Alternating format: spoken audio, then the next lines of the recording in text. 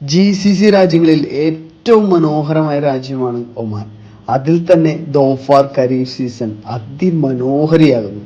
സലാലയിലെ ഖരീഫ് 2025 ആദ്യത്തെ family trip ഞങ്ങൾ പോകുന്നത് സലാലയിൽ നിങ്ങൾ വരുമ്പോൾ മസ്റ്റ് വിസിറ്റ് ചെയ്യേണ്ട പ്ലേസുകൾ ഒന്നായിട്ടുള്ള വാദി ദർബാത്തിലേക്കാണ്. വാദി ദർബാത്ത് പച്ച പുതച്ച മലനിരകളും നിറഞ്ഞൊഴുകുന്ന അരുവികളും തണുത്ത കാലാവസ്ഥയുമുള്ള പ്രകൃതിയുടെ ഒരു വിസ്മയമാണ്.